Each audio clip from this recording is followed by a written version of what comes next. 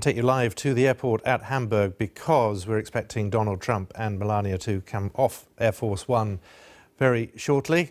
Let's just show you the door to, there it is, Air Force One. The red carpet has just been rolled out, and as we await that departure, let's bring in Ros Atkins, who's in Hamburg. And so much of interest to come in the coming days, but after his visit to Poland and strong criticism really of Russia, it's the body language between him and Vladimir Putin that's going to be so significant. Hi Simon, you're quite right. I think of all the fascinating discussions that are going to happen at this G20 summit, and there are many, the meeting between Donald Trump and Vladimir Putin is the most anticipated, and I think that anticipation has just ratcheted up a couple of notches after that speech in Warsaw. In the past, Donald Trump has been criticized for not being sharp enough in his language with reference to Russia's involvement in the east of Ukraine. Well, today he used explicit language. He said Russia is destabilizing Ukraine, and that criticism surely will play into the conversations which Donald Trump has with Vladimir Putin. And we can see Mr. Trump arriving here on Air Force One. There is an enormous security operation every time the American president visits any city. You can only imagine the scale of the operation when not just one of the world's most powerful leaders, but all of them come to town at the same time. And in the few days I've been here in Hamburg, I've never seen a security operation on this scale. You'll see huge convoys of police vans whizzing down one street or another. Other streets are blocked off. There are water cannons in great numbers as well. It's estimated 20,000 security personnel will be responsible for keeping not just Mr. Trump safe, but all of those world leaders, along with the 10,000 delegates who are going to be attending the G20. So climate change, one of the main issues, and this threat to Western civilization, which he's been describing during his visit to Poland, that's a theme clearly he's going to be sticking to as well.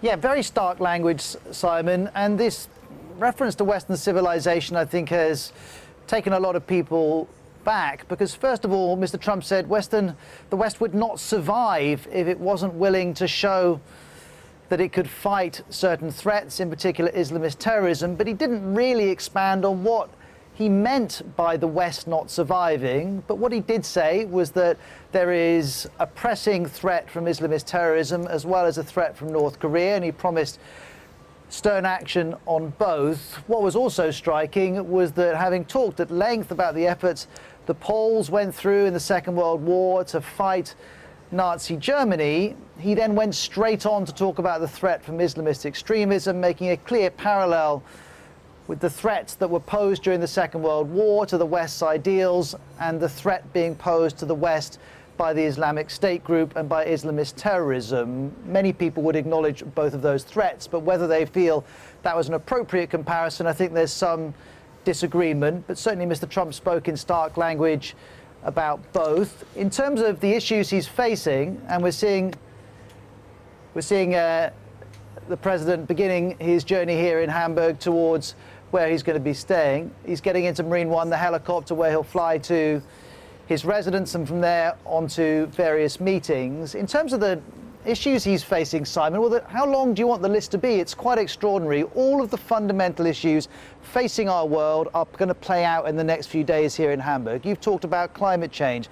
To that list we can add trade, also how different countries approach the issue of immigration.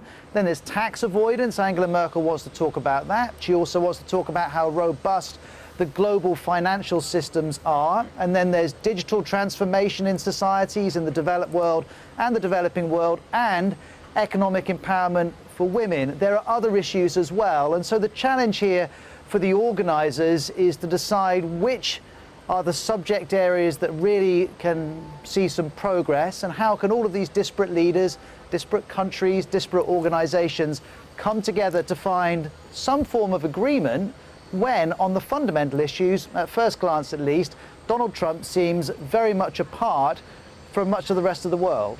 And of course, he's going to be, as we're watching Marine One getting ready to lift off, he will be talking about Korea. That is something other world leaders will want to talk to him about as well.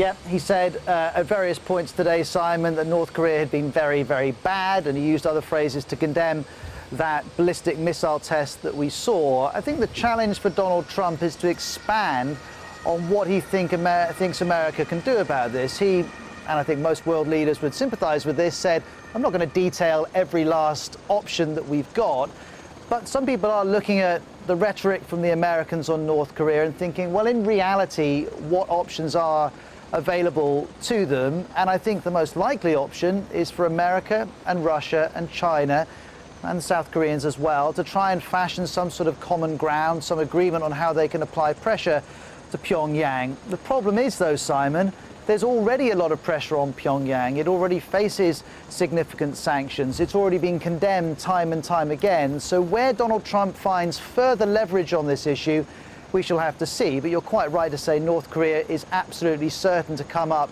in conversations that Donald Trump has with all of the different world leaders who he's going to be meeting. Ros, thank you very much for that as we watch Marine One ready for takeoff to take President Trump and the First Lady to an area heavily guarded in Hamburg in readiness for the G20 meeting this weekend. As we've been saying, he has been more critical than in the past of Vladimir Putin and of Russian policy, which makes his meeting with Vladimir Putin the first time they will have met formally even more significant. But many aspects of the G20 will highlight some of the difficulties facing the G20 leaders and amongst themselves, issues such as climate change. The United States, of course, withdrawing, saying they would withdraw from the Paris Climate Accord. As Ros was saying a little earlier, security in Hamburg has been significantly tightened, with the police warning that there could be potentially violent clashes.